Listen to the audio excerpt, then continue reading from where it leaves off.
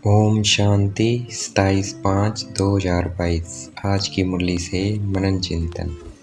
आज बाबा ने मुरली में कहा, जैसे बताते हैं आज फलानी तारीख है, फलाना मास है, फलाना संवत है, वैसे लक्ष्मी नारायण सतयुग आदि में थे तो उनका भी संवत होना चाहिए कि इनका फलाने संवत में राज्य था। संवत बगैर पता नहीं पड़ता। लक्ष्मी नारायण भारत में राज्य करते थे, इनका संवत माना, लक्ष्मी नारायण का संवत माना स्वर्ग का संवत। आगे बाबा ने कहा, विक्रम संवत दिखाते हैं, बाकी विक्रम जीत संवत कहाँ है, विक्रमाजीत संवत कहाँ है, विक्रम संवत दिखाते हैं। ऐसे ऐसे पॉइंट सोच कर उन पर विचार सागर मंथन करना चाहिए और सिद्ध करके बताना चाहिए। कल्प की आयु 5000 वर्ष है, ना कि लाखों वर्ष है, तो जो लिखा हुआ है वह झूठा हो जाएगा। आगे बाबा ने कहा, जो भारत का विक्रम संवत है वह भी राइट नहीं है, बीच में कुछ वर्ष गुम है, होना चाहिए 2500 वर्ष, बीच में कुछ वर्ष गुम है। बाबा ने कहा, संवत लिखा हुआ है तो ब्रह्मा विष्णु का जन्म भी यहाँ होना चाहिए। बाकी जो शंकर है वह सूक्ष्म वतनवासी है, देवता है, और शिव बाबा मूल वतनवासी परम पिता परमात्मा है। मनुष्य सूक्ष्म और मूल वतन को जानते नहीं है, सूक्ष्म वतन और मूल वतन को जानते नहीं है, इसलिए शिव शंकर को मिला दिया है, परंतु दोनों अलग अलग हैं।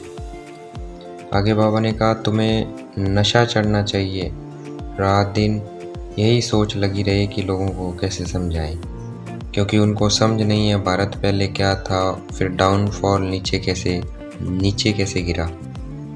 दुनिया समझती है हमने उन्नति की है, परंतु बाबा कहते हैं झूठी आर्टिफिशियल उन्नति है, सच्ची उन्नति सतयुग में थी।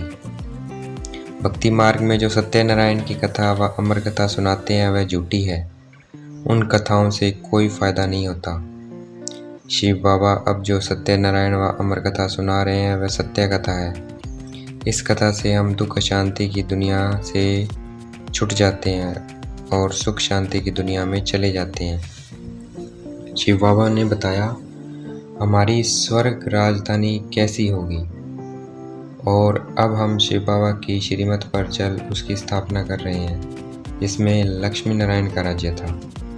शिव बाबा ने बताया, हम शांति धाम में कैसे रहते हैं। सबसे ऊपर है शिव बाबा, फिर है ब्रह्मा विष्णु शंकर, फिर है देवताओं की माला, फिर है क्षत्रिय, फिर है वैश्य, फिर है शुद्ध। जैसे हम आत्माएं ऊपर निराकारी झाड़ में रहती हैं, वैसे ही नीचे नंबरवार आते हैं। जो सतयुग में आने वाले नहीं होंगे वह पढ़ने के लिए कभी नहीं आएंगे। आगे शिव बाबा ने कहा, देवी देवता धर्म था, वह कैसे और कब स्थापन होता है यह किसी को नहीं पता है। तुम्हें अब ये नॉलेज मिली है, इसलिए दूसरों को समझाना है। चित्र बहुत आसान बने हुए हैं, किसी को भी समझा सकते हैं कि उन्होंने यह राज्य कब कैसे किया और कितना समय तक राज्य किया। शिव बाबा ने हमें समझाया है, अब हमें औरों को समझाकर उनका भाग्य खोलना है। अभी हम वर्ल्ड की हिस्ट्री ज्योग्राफी शिव बाबा से सुन रहे हैं, वह समझने से हम सब कुछ जान जाते हैं। ये वर्ल्ड की हिस्ट्री ज्योग्राफी, वर्ल्ड का रचयिता बीज रूप शिव बाबा ही सुना सकते हैं, इसलिए शिव बाबा को ज्ञान का सागर कहते हैं। आगे बाबा ने कहा, देहधारी को कभी भगवान या रचयिता नहीं कहा जाता, निराकार परमात्मा ही सभी आत्माओं के पिता है। बाबा ने हमें समझाया है, मैं परम धाम में रहने वाला हूँ, अभी मैं इस शरीर में आया हूँ।